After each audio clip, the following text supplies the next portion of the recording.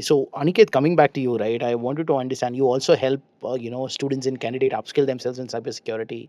What are the primary challenges you're saying now that Shripad is told how they are, giving interdisciplinary learning to students, giving them to explore all the facets of engineering and technology? What are the primary challenges you're facing when you're trying to, get somebody up to speed in cybersecurity? What do they lack? What do they need? Sure. I would say the people who are aspiring to get into cybersecurity, they can be categorized in multiple different ways. One category are existing IT professionals who have faced this need, they see the potential, and now they want to enter this domain. So for them, it becomes slightly easier because the fundamental knowledge needed of the computing IT networks is already there. They just have to work on the delta. Then there are those who come from the non-IT background. Somebody who has been working in chemical engineering all like last 10 years. Now they have heard about cybersecurity. They are excited about it. They want to get into the domain. So for them, the leap that is going to be needed is slightly more, which is why they need to put a lot of effort in the initial ways to strengthen their basics. And that is where I see a challenge that people are not willing to put that effort to put those hard hours to ensure that their core fundamentals of OS, networking, and things like that gets stronger. Once you build that strong foundation, you can learn cybersecurity really well. So you will see there are keywords like CEH, Certified Ethical Hacker. People think I do this course, I'm going to wear a hoodie, I'm going to hack into things, I'm going to be the cool guy. Although CEH is a good certification, but it needs a lot of fundamental knowledge. So I see challenge in terms of the foundational knowledge. And second thing is there is a lot of I would say operational resilience needed from the learners.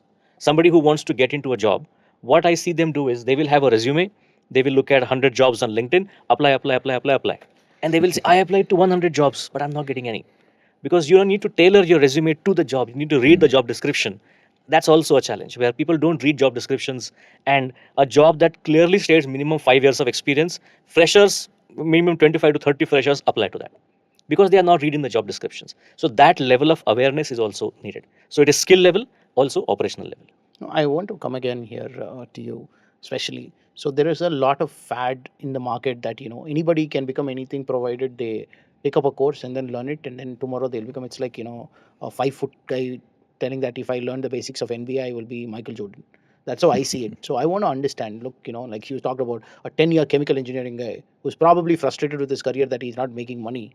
He's not thinking about how do I make more money in chemical engineering. He's now like, okay, boss, now I want to change my domain. Cybersecurity pays a lot of money. I come here. Yeah. So first thing is, how do you train them? And is it even worth for them to make that switch? What I would say is, if somebody wants to make this extreme change, it's more like a tapasya, where you need to be prepared to put a lot of hard work to learn the things, to be patient, and to set yourself, give yourself 6 months of time to learn, to test, and have good guidance. Now, when somebody comes with that level of determination, it is very good to teach them, to coach them, to mentor them. But you see, these days the trend is for instant gratification.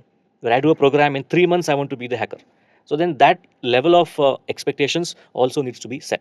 Coming to the second part of your question, is it worth doing it?